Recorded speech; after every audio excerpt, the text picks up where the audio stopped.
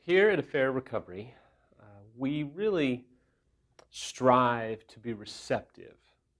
We get lots of feedback, positive and negative. I get lots of feedback, positive, negative, outrageously negative. It's part of the consequences of being out there. I embrace it. I thank you to every one of you that comments on my blog. I thank you to the positive and to the negative and to the outrageous. I never, ever try and just piss people off or be controversial. That's just not our goal. If I had had this 11 years ago, man, there would have been so much fewer mistakes.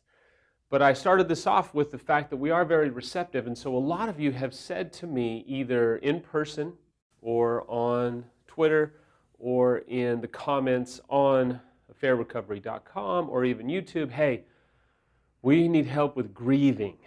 What do you do? What does grieving look like? And tell me about grieving. And you've intimated at it before, Samuel, but really help us. So today we're going to get down to some specifics about grieving. Now, you're going to hear from me time and time again that it's about grieving forward. It's about grieving, but grieving with a purpose to heal. I mean, grieving is much like football. It's a game of inches. Some days you feel like you're moving forward a few inches. Some days you feel like you're moving back and losing ground at miles per hour. And I respect it. I know. I get it. Today I want to give you some specifics as we begin to talk about grief or grieving that'll help you in your journey. Understand that I'm never going to be the person that tells you to get over it if you're betrayed. I'm not going to be the person that is hardcore aggressive with the unfaithful that says you just need to get over it.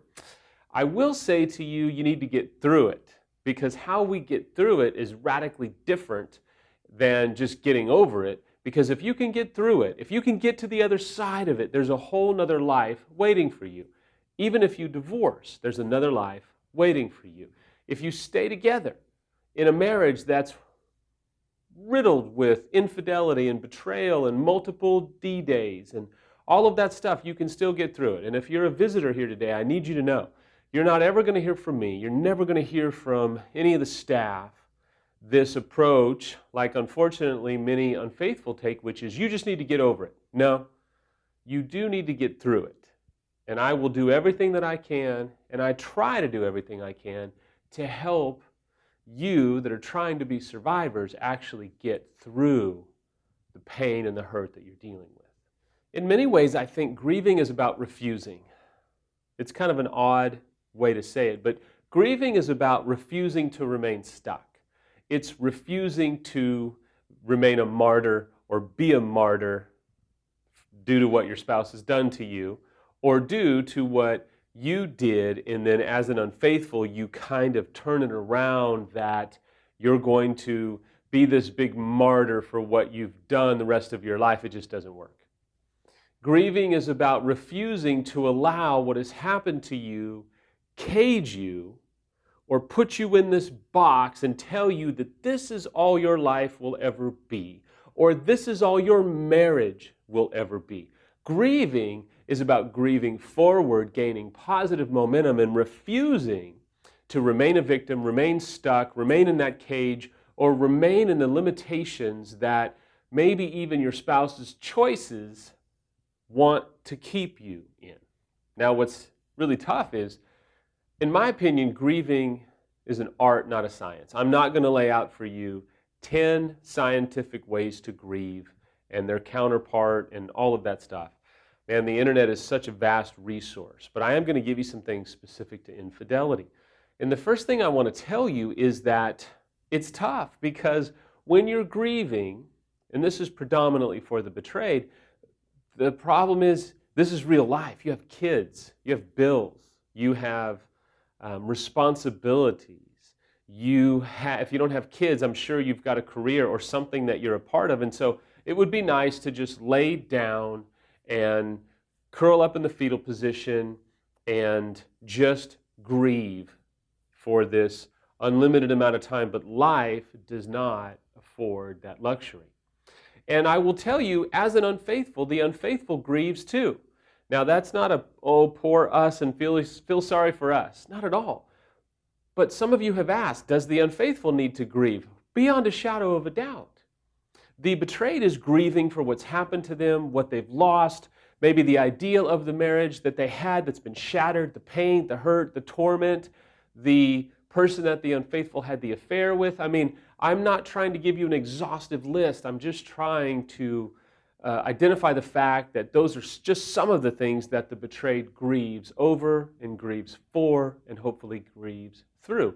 But let me give you a little picture of the unfaithful because you've asked. The unfaithful, in many ways, I had to grieve for what I had done to Samantha, but what I had done to so many people that were caught in the crosshairs of my choices. I had to grieve for what I lost. Man, I lost this huge ministry. I lost the respect and the admonition of a large multitude of people. I lost so much of what I had worked for over 10, 15 years. I had lost, and this is not last, I'm off my notes here, I'm just kind of speaking to you from my heart, but I lost the image that I thought I had constructed in Samantha's eyes. I had lost her respect. I had lost her love of me at some level and her belief in me. I mean, if you want to talk about a list of what I had to grieve through, it was excessive. Some of you may ask, as I close today, what's the goal of grieving? I mean, if it's about refusing and all of that different stuff, what's the goal? The goal, in many ways, is transformation. The goal of grieving, if you're a Christian, is to find and rediscover the life that you are called to have on the other side of betrayal or infidelity or addiction. It's the life that is still available for you as you allow your pain to be transformed. It's the life that you are still called to enjoy on the other side of this hellish pain. If you're not a Christian, it's the life, it's the purpose, it's the quality of life that you are still able to acquire in spite of the trauma that you've had to grieve your way through. It's about still learning to enjoy and love your life one day despite having gone through probably the most painful thing you've ever experienced in life.